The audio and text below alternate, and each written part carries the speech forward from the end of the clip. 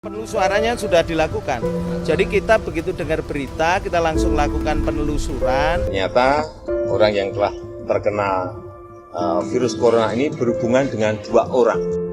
Ibu ini dan putrinya positif corona. 2 warga Indonesia yang positif terinfeksi virus corona disebut telah melakukan kontak dengan warga negara Jepang. Ya, kasus positif virus corona di Indonesia tembus 200.000. Saya masyarakatnya masih kurang disiplin. Masyarakatnya juga masih banyak yang lalai gitu. Khususnya di Jakarta karena kurangnya edukasi dari pemerintah. Seluruh dunia kini berjuang mengatasi pandemi corona baru. Kasus corona di Indonesia terus bertambah.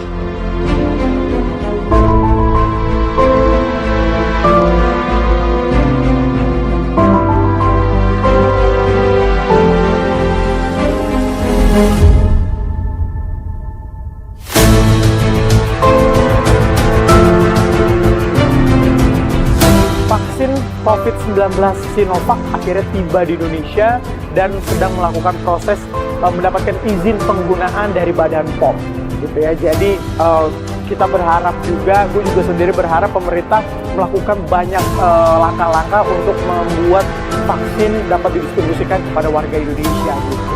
Jadi siap belum sih kita menerima vaksin COVID-19 ya? Jadi misalnya di pabriknya dia disimpan pada lemari tertentu yang tidak ada di tempat lain. Ya. Kemudian waktu didistribusi itu bertahap ya. Didistribusi dulu ke provinsi dulu dalam jumlah besar. Di tiap provinsi udah punya lemari es yang namanya cold room. Indonesia pun kemudian akan segera secara memulai bertahap program vaksinasi kabupaten ini akan mengirim ke dinas-dinas kabupaten kesehatan, dinas kesehatan dalam waktu kabupaten. tak lama lagi ya. kita harapkan. Berarti dalam jumlah yang vaksinasi lebih kecil lagi kepada setiap 3 bulan misalnya, dan disimpan di kabupaten itu dalam lemari es sistem yang data vaksinasi ukurannya juga cukup besar karena untuk kabupaten gitu. Nah, kemudian secara bertahap setiap bulan kabupaten ini mengirim lagi vaksin lagi dalam box. Ngirimnya itu selalu dalam box. Dari Bio Farma itu ngirim pakai pendingin gitu. Nah, sedangkan dari kabupaten ke puskesmas dia cukup saja dikirim dalam dan box saat ini gitu, dikirim ke puskesmas.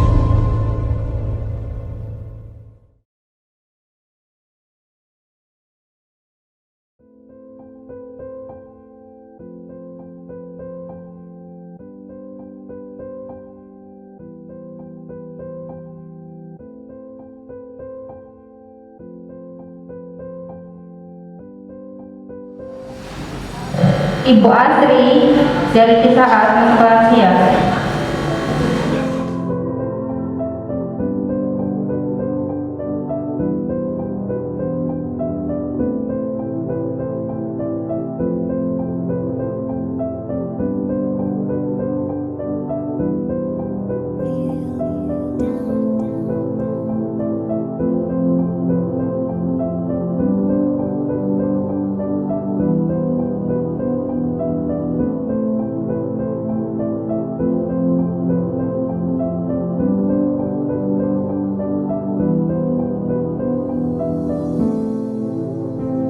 Ibu Uswata, Sindang Jawa, lansia.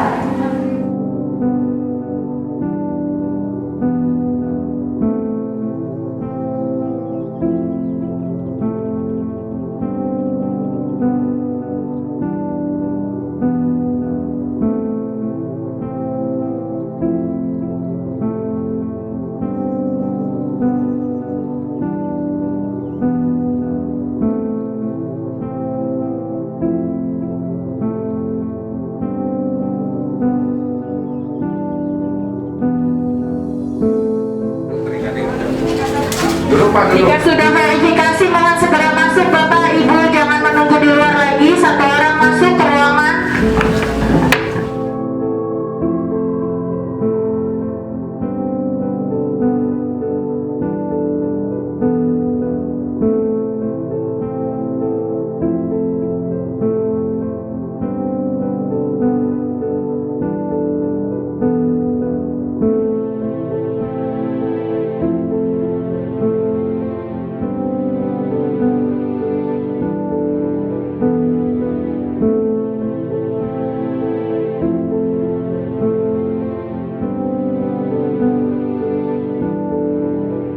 Pada awal pemberian vaksin yang digunakan adalah Sinovac. Untuk sekarang yang digunakan adalah CoronaVac.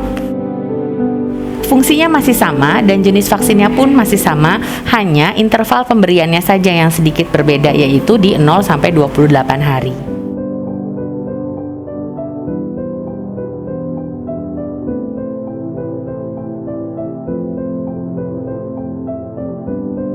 Awalnya ragu, karena maaf, kayaknya semakin banyak membaca informasi, kok semakin membingungkan gitu loh.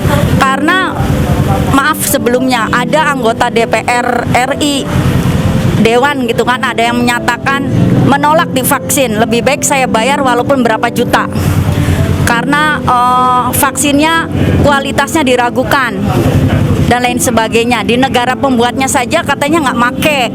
Itu dari Dewan loh yang bicara, sehingga saya sebagai rakyat bingung. Tapi di sisi lain ada yang nggak apa-apa vaksin gitu loh. Bahkan ada lagi diberitakan gara-gara vaksin malamnya meninggal, walaupun itu bicara takdir, no comment lah ya kalau bicara takdir gitu.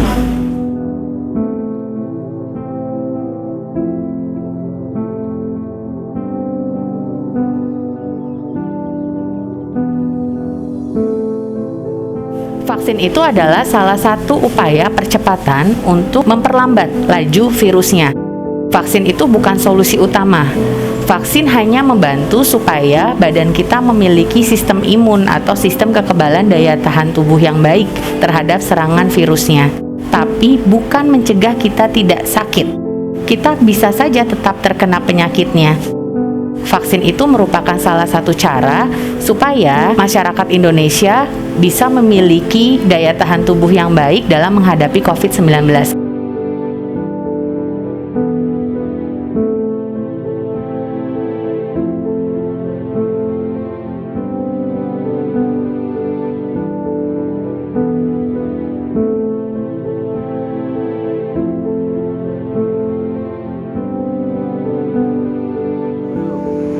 Kalau divaksin kayak saya enggak deh.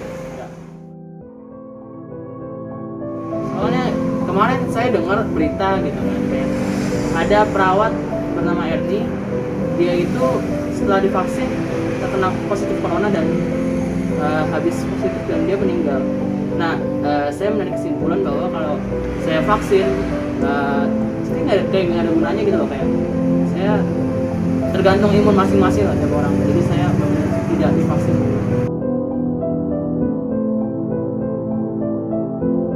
Pemerintah sendiri sudah memberikan sanksi bagi orang yang menolak pemberian vaksin. Tapi kami pun tetap melakukan antisipasi. Kami akan tetap memberikan edukasi, kami akan memberikan penjelasan mengenai apa manfaat vaksin itu sendiri, bagaimana cara pemberiannya, kenapa harus diberikan, dan apabila memang menolak, kami akan meminta tanda tangan dari peserta vaksin, yaitu berupa informed consent, bahwa yang bersangkutan memang menolak untuk diberikan vaksin setelah kami berikan penjelasan sebelumnya.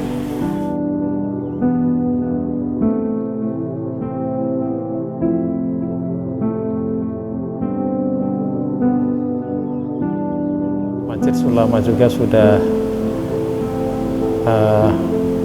menyatakan bahwa vaksinasi diperbolehkan, bahkan dilakukan pada saat umat Islam lagi melaksanakan ibadah puasa, tidak membatalkan pelaksanaan ibadah puasa. Memang disinyalir katanya mengandung minyak babi gitu kan. Nah, tetapi secara hukum dasar di hukum syariat Islam, kalau memang itu adalah merupakan solusi terbaik dan yang lainnya itu belum ada, maka yang dinyatakan haram itu menjadi diperbolehkan karena memang dalam kondisi yang urgen. Tetapi kalau memang ada yang lain, maka yang mengandung babi itu diharamkan. Tapi sekarang memang belum ditemukan yang semacam itu, sehingga karena darurat, karena urgen, maka diperbolehkan.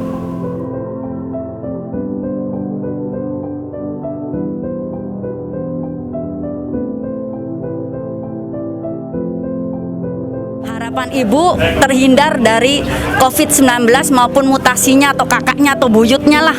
Seperti itu, kemudian tidak ada lagi virus-virus yang mengerikan lagi di kemudian harinya, sehingga kita sebagai manusia bermasyarakat, berinteraksi sosial, beraktivitas gitu kan, tidak terganggu, tidak cemas, dan tidak dirugikan gitu. Ya mudah-mudahan sih coronanya tuh nggak ada ya, hilangnya. Semua orang kan udah kebal semua, jadi coronanya tuh nggak ada lagi gitu. Jelas harapannya adalah Indonesia bebas dari corona. Tapi kalaupun memang belum bisa terbebas, kita bisa tetap menerapkan protokol kesehatan secara baik dan benar. Kita bisa melakukan aktivitas seperti sedia kala, sehingga dari sektor kesehatan, sektor pendidikan, perekonomian, semua akan bisa membaik seperti sedia kala. Karena kita tahu corona ini telah mempengaruhi berbagai sektor di lapisan masyarakat. Harapan saya juga semoga masyarakat Indonesia tetap sehat, seluruh tenaga kesehatan Indonesia juga tetap sehat dan selalu terlindungi. Harapannya seluruh masyarakat bisa menerima vaksin sehingga penyebaran COVID-19 segera teratasi, dan semoga Allah Subhanahu wa Ta'ala dengan ikhtiar semacam itu segera mencabut penyebaran COVID-19 dan digantikannya dengan rahmat dan kasih sayang dari Allah Subhanahu wa Ta'ala.